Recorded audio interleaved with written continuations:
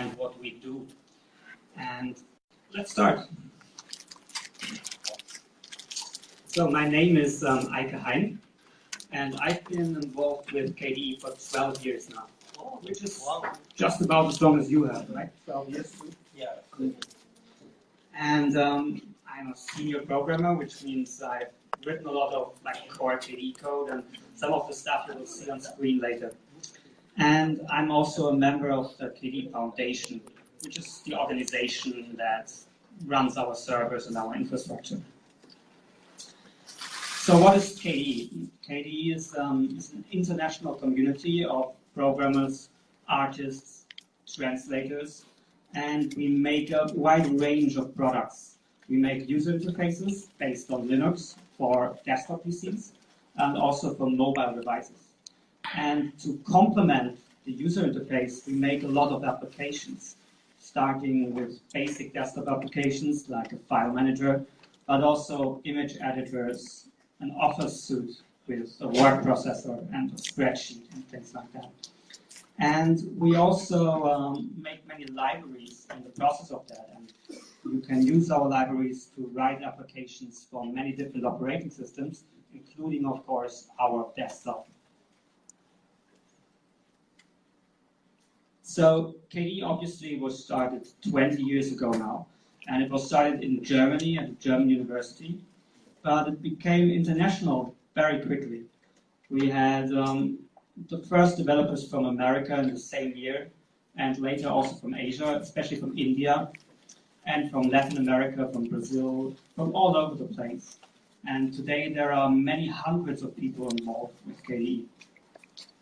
And when we started in 1996, Linux was still very new. Linux started in 1992, 4 years earlier. And the ambition of KDE when it started was to give the Linux kernel a user-friendly user interface on top of it, aimed at end users. Because the situation on Linux at the time was that it was very unfriendly to use if you were not a programmer. It didn't have a nice desktop on top like the Windows user interface or the macOS user interface. And the ambition of KDE was to create a user interface that would be just as friendly to use. And 2 years later, in 1998, we released the first version of that user interface. And since this was in 1998, it looks a lot like 1998. It's very similar to Windows 95 or Windows 98. But it was already quite complete. You had a panel and you had basic applications like settings and a file manager and all you really needed.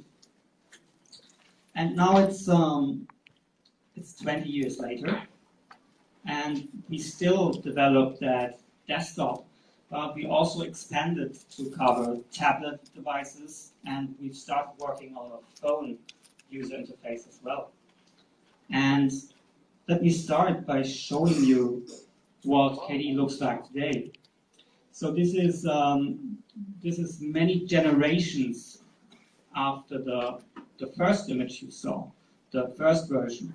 We ended up rewriting the user interface several times in between to use newer technology and to look nicer and be even more friendly to use. And I'm going to show you a video because just this month we released version 5.8, and this is how it looks today.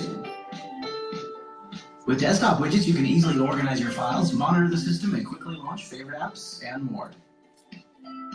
Plasma lets you easily search your desktop for applications, folders, music, video files, everything you have. Plasma's default theme, Breeze, has a unified look across all common application toolkits.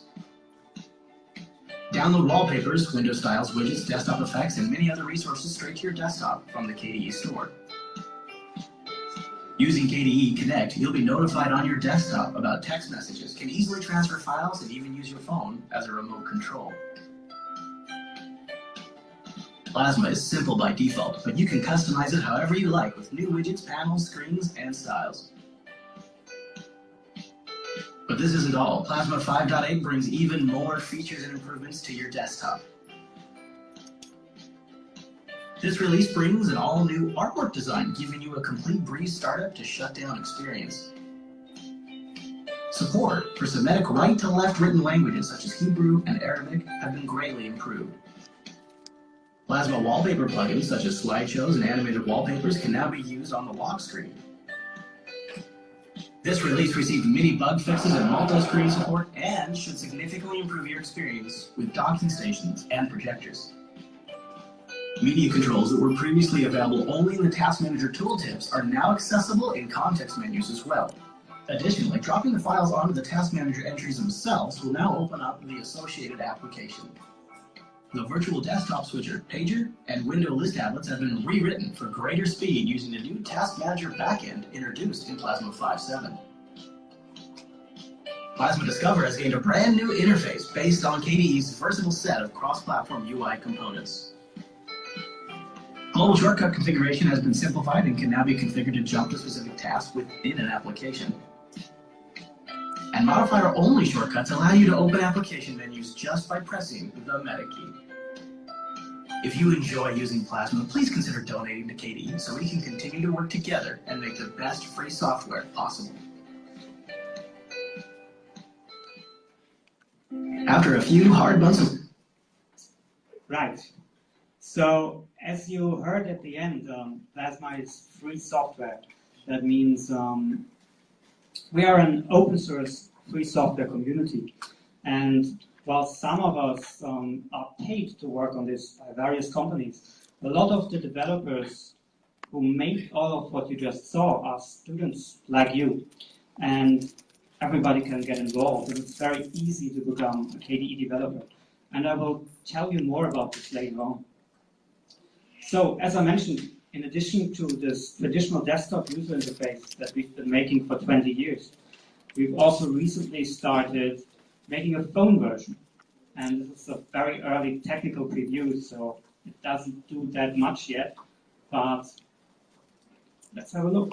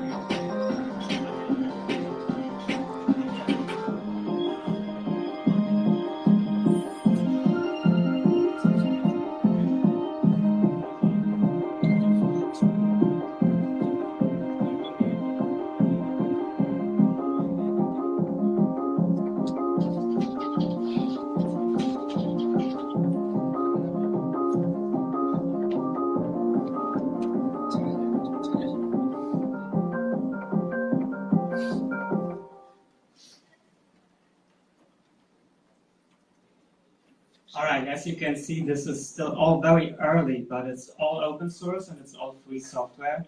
And we are working very hard to bring open source to the phone as well. So in addition to these user interfaces, which we make for desktop PCs and for phones and for tablets, the KDE community also makes very many different applications for those systems. For example, we have a very nice image editor called Kde, which is the Swedish word for drawing pads. And it's a good competitor to Photoshop and applications like Painter. And it's starting to see a lot of use in the film effects industry, and is one of our great successes in the community. And also we have a very nice text editor and integrated development environment, which many of us use to write the software I've shown you. And these applications, they don't just run on Linux, and they don't just run on Plasma. They also run, that's our mapping application, Marble, which is very similar to Google Earth, or something like that. But these applications, they also run on Windows. So you can download many of these applications for Windows as well, and you can also develop them on Windows. So even if you are not a Linux user, you can still participate in the KDE community in many ways. And at the basis of both our user interfaces and our applications are our libraries, which are called KDE Frameworks. And they are C++ libraries, but we also have bindings to languages like Python and Ruby. So you can write KDE applications for Windows, for Linux, for macOS, using all of those languages and using KDE Frameworks.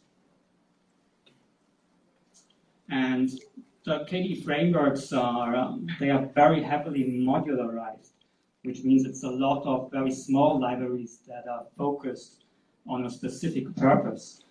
Archive handling, text encoding, configuration, there's a lot of libraries.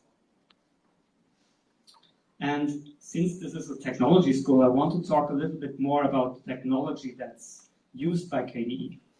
KDE is built on a technology called Qt. Qt is itself a set of C++ libraries which handle low-level graphics display, text input, the event loop of the application, things like that. And Qt is also an open source community, and it's originally from Norway, and it's now very international as well. And Qt is used in many places, not just by KDE, including Korean industry. For example, LG's Smart TV UI is just like KDE's UIs, it's also based on Qt. And it's used a lot in cars as well for car dashboard UIs. And by many applications that you may be familiar with from Windows, from Mac, and from Linux, like Mathematica. Many engineering students will know Mathematica. And all of those are Qt applications. So with Qt and with KDE frameworks, you can write applications like this.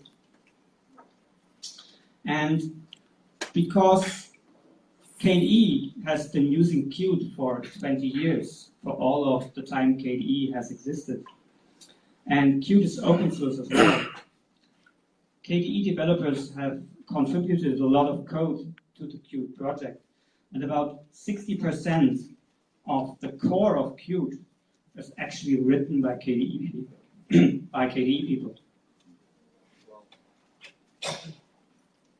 So now you've seen a little bit about what we make. Now, of course, it's interesting to talk about who actually uses this stuff. And it turns out quite a few people. Of course, there are many home users that just download KDE from the internet and install it on their home PC or on their laptop. But there's also a lot of commercial usage of KDE. There are many companies that have as a business model to support the use of KDE in the enterprise and for kiosk systems and stuff like that. For example, one of our biggest user groups is the film industry. a lot of visual effects studios that make special effects for films use Linux workstations, and many of them use KDE.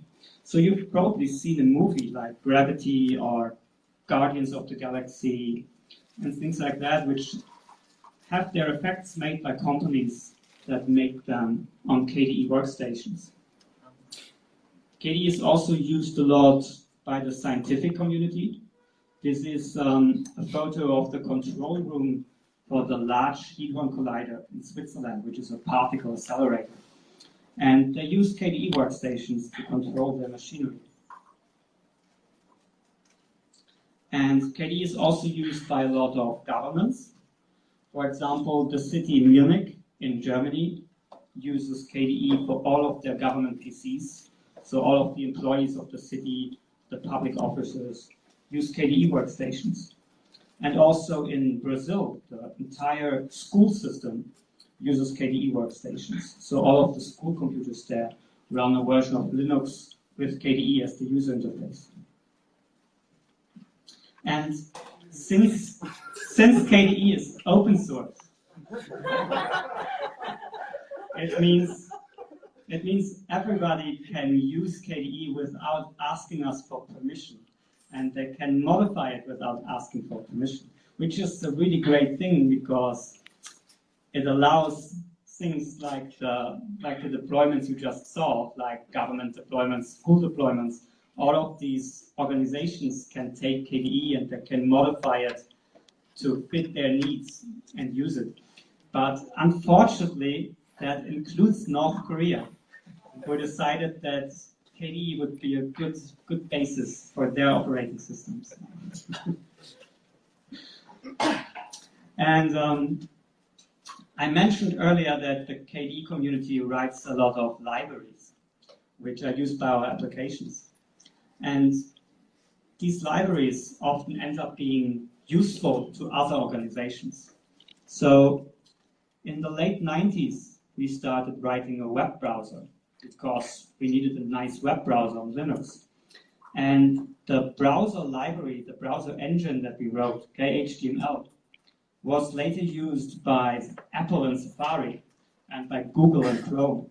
So every time you use Chrome, you are actually using KDE technology because the browser engine that it uses was originally written by KDE people. And keep in mind, KDE people in many cases means students, volunteers, home enthusiasts, people like you. So you could be working on these kinds of things and they could end up being used in places that you don't expect. I started working on this browser engine in 2001 as a junior developer, contributing little small code modifications. And at the time, I didn't know that it would later end up being in all of your pockets. That's pretty cool. And also, KDE ends up, sometimes we select a tool to make our software that is made by other people. So we write much of our code in C++. And to compile C++ code, you use a build system. And for example, we decided to use the CMake build system. And now CMake is sort of the standard build system for C++. But that happened because we selected CMake and we have very complex code that has a lot of demands for a build system. So CMake needed to improve to be able to build KDE. And CMake is also open source. So we contributed code to CMake to make CMake better. And by KDE using CMake, CMake became useful for a lot of other communities and companies. So KDE has an effect on the tool community outside of KDE as well. And also the Valgrind debugger, we've been helping them for many years. We've hosted their website and their bug tracker and basically all of their web infrastructure. And finally, one thing that's very important to us and that I want to talk about for a while is that the KDE community does not just make software. We also try to educate developers by participating in KDE. As mentioned, many KDE developers start out as students. They find us as students. They want to practice writing software. They want to gain experience writing software that is used by real people. Or they are just KDE users themselves and they want to improve something in KDE that they need. So over those 20 years that KDE has existed, there have been many thousands of KDE developers, not just programmers, but also artists, translators, designers, all of the different roles that you need to make software. And sometimes they only work on KDE for a couple of years or just for one summer. But anytime a developer joins the KDE community and does this, they gain experience and they learn things and they take that knowledge elsewhere. And we have some programs that are specifically designed to make that happen. For example, we have an internship program that we do together with Google that allows students to work in an open source community as a summer job.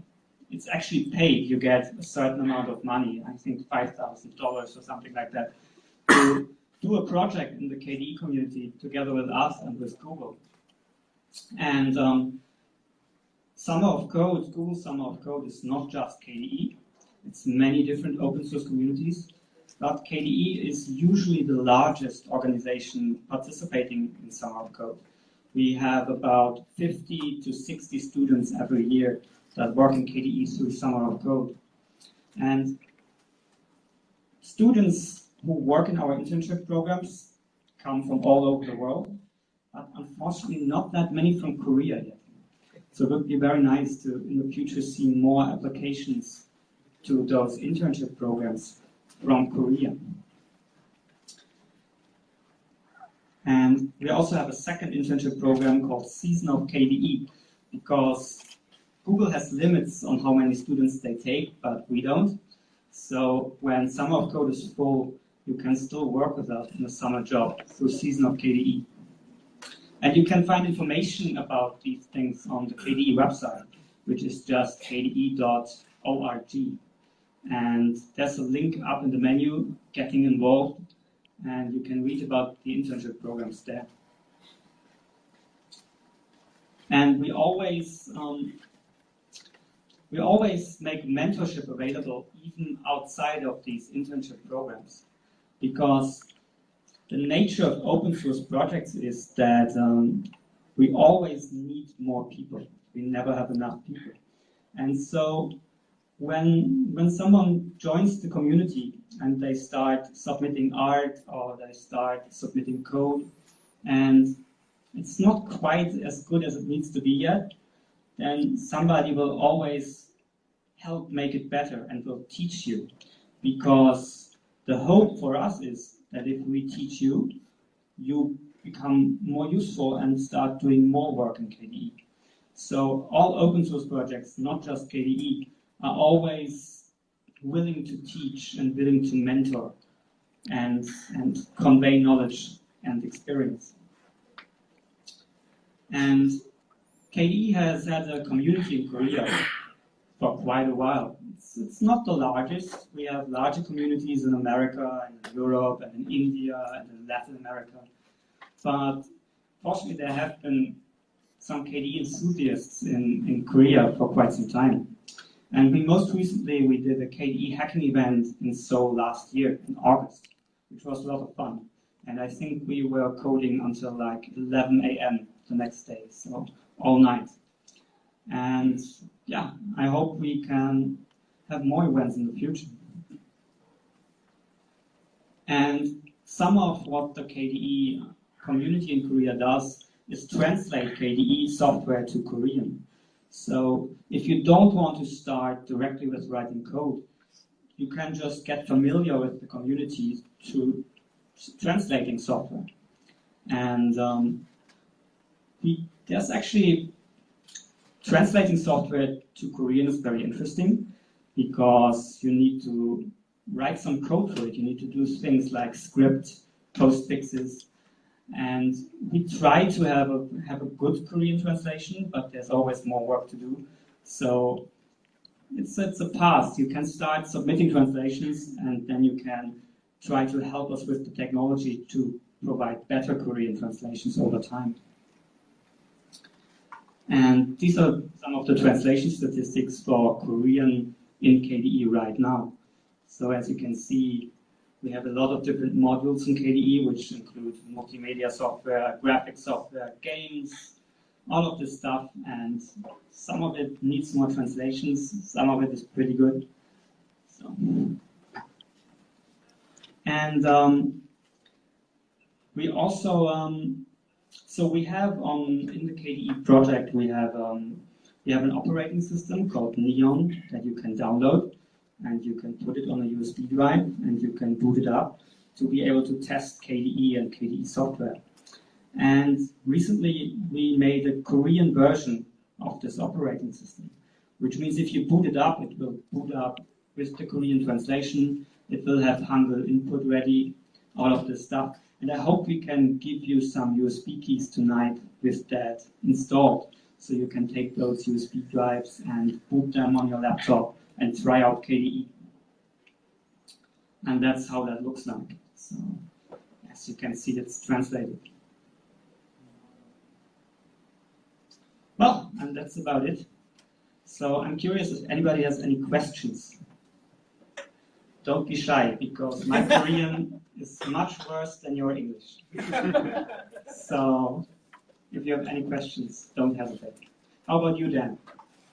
Do you have a question for me to get the ball rolling? 그리고 한국어로 질문해도 되니까요. 네. 너무 이렇게 무겁게 생각하지 마시고 편하게 질문해 주세요.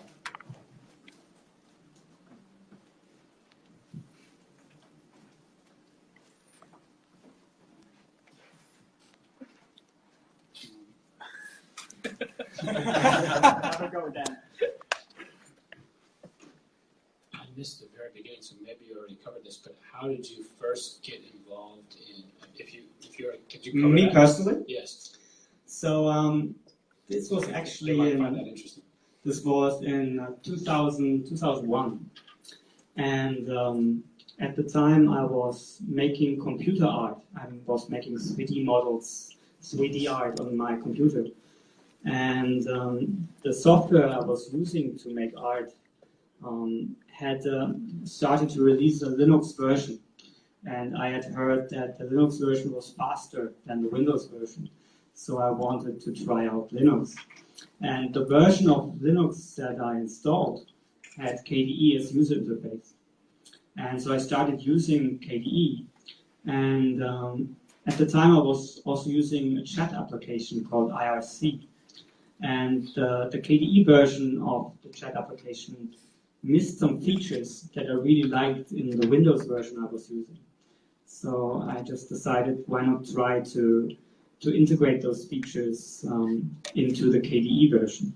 I was making websites at the time, so I was programming in PHP, which is not very popular anymore.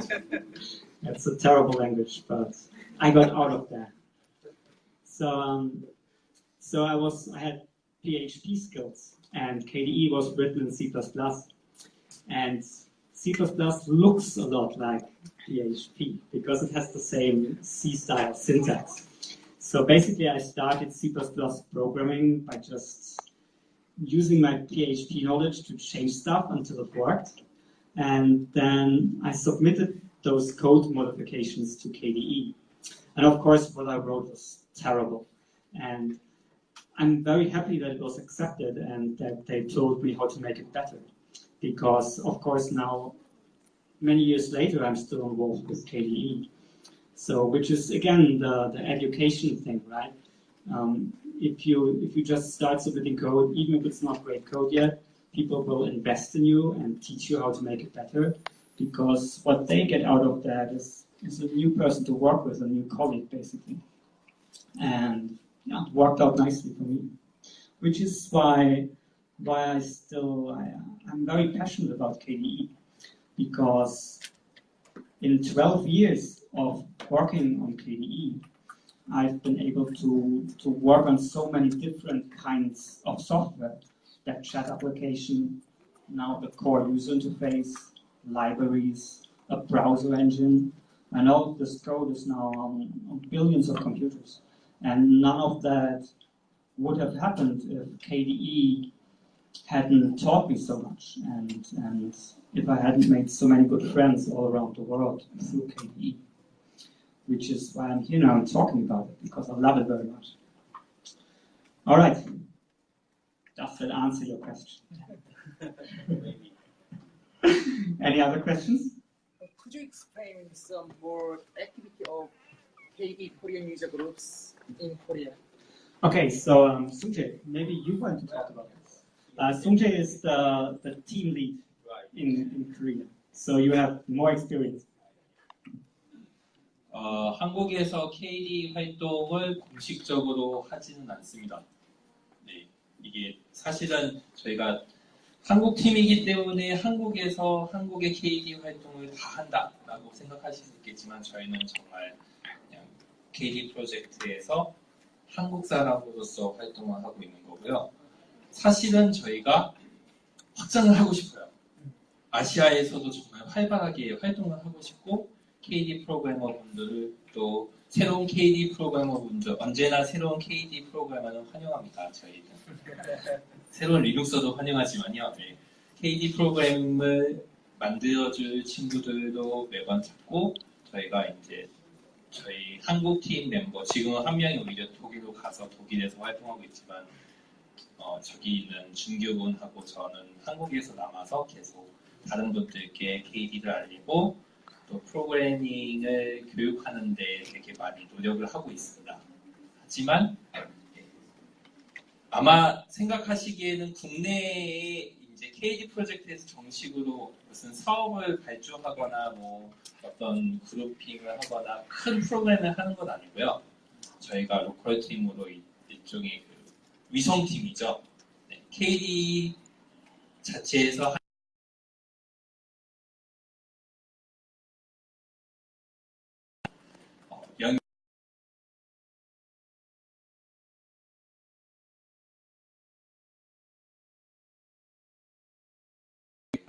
직접 개발자들과 이렇게 연결시켜드리는 그런 역할을 하고 있습니다.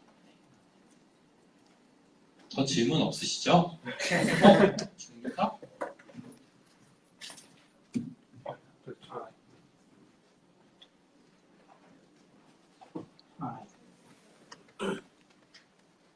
Nice to see you again. Recently, I reinstalled Ubuntu on my laptop, and the KD experience was not so good on Ubuntu. Could you recommend the distro which has KDE? So KDE. So to explain a little bit what a distribution is, if some of you maybe don't know. So KDE, we make the user interface, we make applications. To have a complete bootable operating system, you need many other parts. You need drivers, you need the kernel, the Linux kernel, obviously. And there are many different open source communities that make these kinds of operating systems called distributions, which take KDE, take the kernel, take drivers, and combine it all into a full system.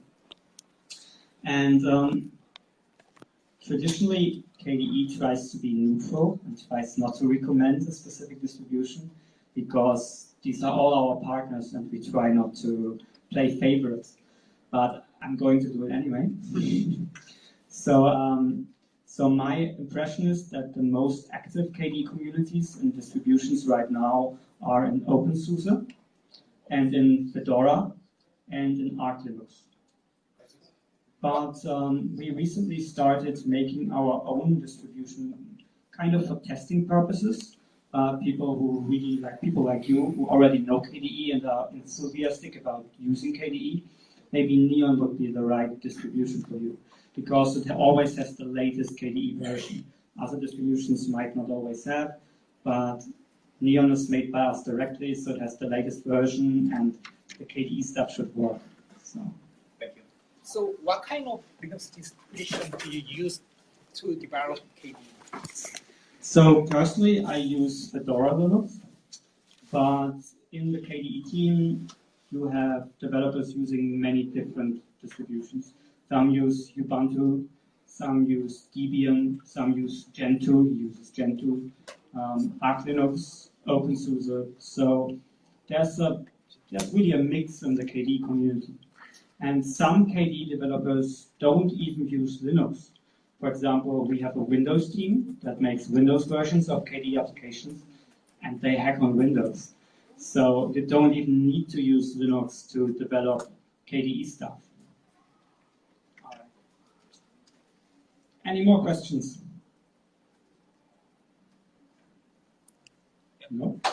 All right. 네, 발표해준 아이케 하인에게 박수 한번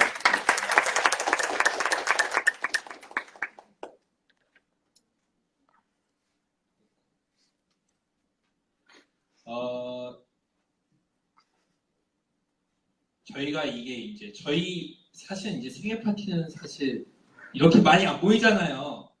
저희 10명이나 20명 이렇게 모여가지고 이렇게 해서 잘 지내냐 하면서 서로 인사하고 막 그러잖아요. 근데 사실 이게 좀 딱딱하게 이렇게 앉아서 여러분들 사실 되게 많이 모이신 거거든요.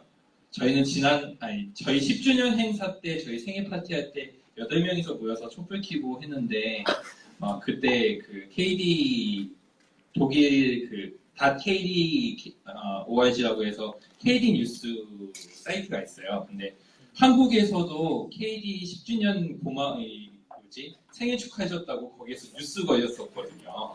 근데 진짜 이건 10년 만에 생각해보면 물론 BOB 친구들이 좀 많긴 하지만 되게 많아진 겁니다. 그래서 올해 20주년을 위해서 저희가 KD 이 생일 파티를 했다는 것을 동영상으로 남기고 싶습니다. 그래서 여러분들이 생일 축하 노래를 같이 불러주셨으면 좋겠어요. 그러면 저도 많이 참고 있어요. 그렇기 때문에 여러분들 생일 축하 노래죠. 사랑하는 KD 이렇게 지금부터 생일 축하 노래 보겠습니다. 하나 둘 셋 넷 하시면 시작해 주세요. 찍고 있죠? 지금 찍고 있어요. 네. 왜? 본인도 찍게? 아니 지금 동영상 찍고 있는데. 찍고 있어요. 괜찮아요. 네. 시작했습니다. 하나, 둘, 셋, 넷. 생일 축하합니다. 생일 축하합니다. 사랑하는 KD. 생일 축하합니다.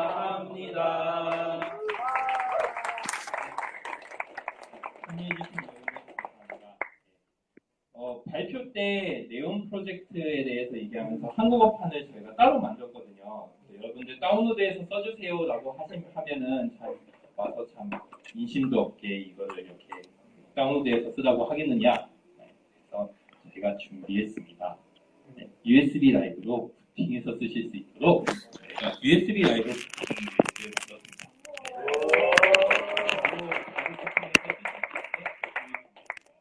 USB 준비됐나요? BOB 친구들한테 전부 다 나눠줄 수 있도록 충분하게 수량을 가져다 주시겠어요? 충분하게 수량을 준비해놨습니다. 뒤에 있는 친구들까지는 이게 지금 아직 덤프 중이어서 이게 차례가 안 갈 수는 있긴 하겠지만 앞에서 좀 나눠주세요.